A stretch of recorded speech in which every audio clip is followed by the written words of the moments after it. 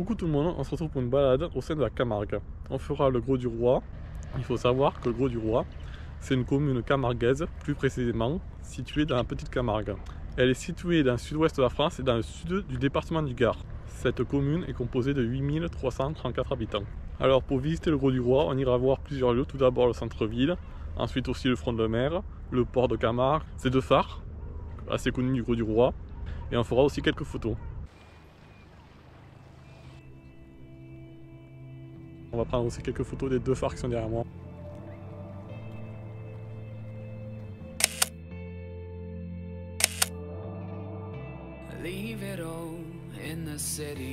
Qu'est-ce que vous voyez derrière moi? C'est la statue qui a été créée en l'honneur des femmes de la Camargue. Elle a été créée par Ali Salem. On va prendre quelques photos et on va continuer la balade.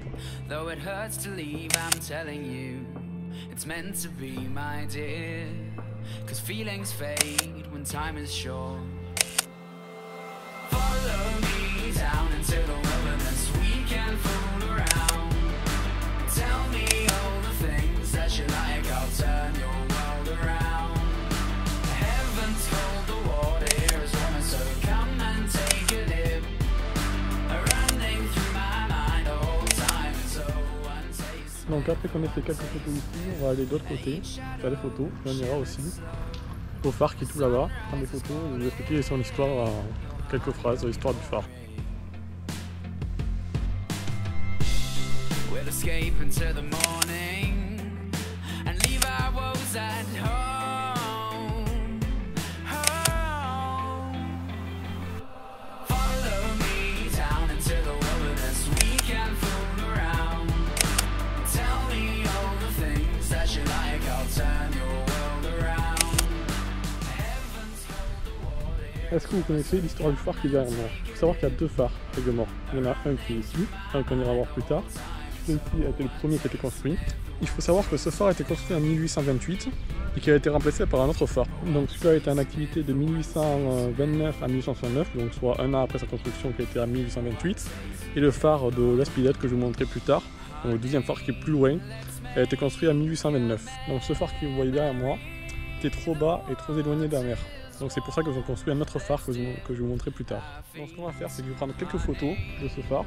Ensuite on ira au port de Camargue et si on a le temps, et j'espère qu'on a le temps normalement, on ira voir le phare d'Espelette.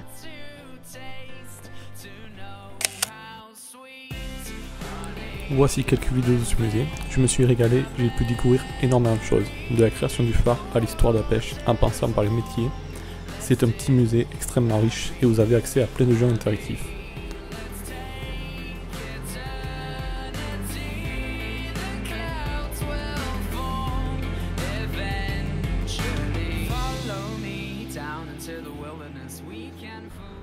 Là, je viens juste de sortir de la maison du phare. Comme vous avez pu le voir d'après la vidéo, c'est super intéressant. On va voir tous les métiers de la mer, tout ce qu'il y a autour, tout ce qui gravite au métier de la mer.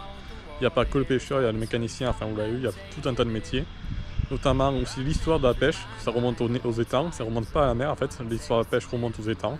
Donc c'est vraiment super intéressant. Donc n'hésitez pas à aller à la maison à la maison de la pêche, c'est juste au phare là, que vous voyez derrière moi. Là, on va aller voir le phare d'Espilette, On va arriver au port de Camargue et ensuite on ira l'Espiguette, la plage, et photographier le phare. Et tout de suite on va aller donc au port de Camargue. Et au cas où vous ne saurez pas, le port de Camargue c'est le plus grand port de plaisance d'Europe. Il accueille à peu près 5000 bateaux. Donc actuellement on est au port de Camargue, vous voyez du coup il y a le bateau ici, il y a le port et tout ça. Il faut savoir aussi qu'il y a des habitations, c'est pas seulement un port, c'est aussi des habitations pour ceux qui possèdent des bateaux, etc.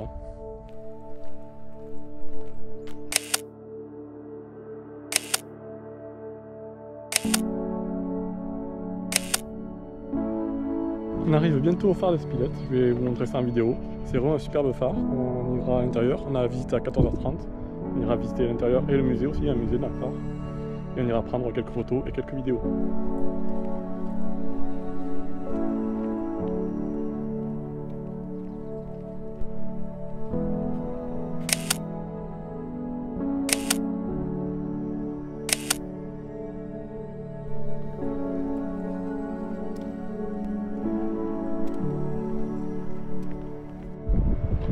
Là, je viens d'arriver au phare. Personnellement, je trouve magnifique ce phare. Je sais pas si vous voyez, mais il est vraiment super beau.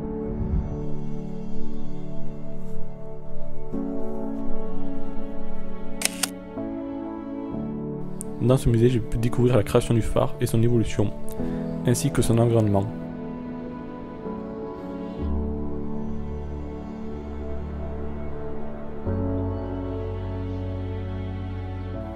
J'ai pu par la suite avoir accès à une visite guidée extrêmement riche. La terrasse, quelques petits escaliers, un petit peu de plage et directement l'eau. Les dunes, les pins, tout ça, c'est arrivé bien après. En fait, tout ce sable qui s'est rajouté, c'est dû à un phénomène qui est complètement naturel, qu'on appelle le phénomène d'accrétion. En fait, l'accrétion, ça va être le Rhône qui va récupérer des roches depuis les Alpes, transformer le tout en sédiments et les déverser dans la mer. Et avec les courants marins, c'est ramené jusqu'ici, à l'Espiguette. C'est pour ça que encore aujourd'hui, la plage continue de s'agrandir. On le verra encore mieux là-haut. La visite s'est terminée sur une vue exceptionnelle, sur la Camargue, entre mer et nature sauvage.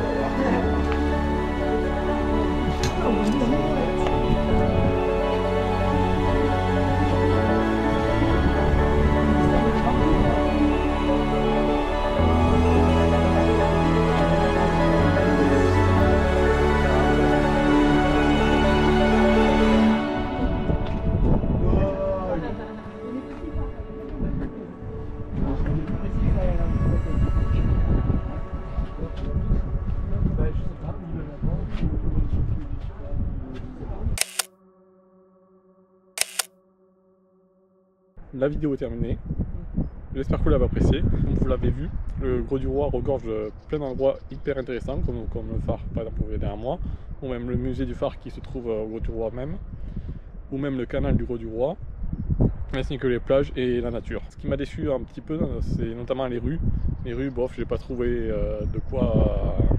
j'ai pas vraiment trouvé ça super intéressant parce qu'elles se ressemblaient toutes et bon, il n'y avait pas grand chose à faire, mais tout ce qu'il y a en dehors et dans le Grau du Roi, il y a quand même pas mal de choses à faire dans le Grau du Roi et en dehors. Donc n'hésitez pas à venir et on se retrouve pour une prochaine balade photo.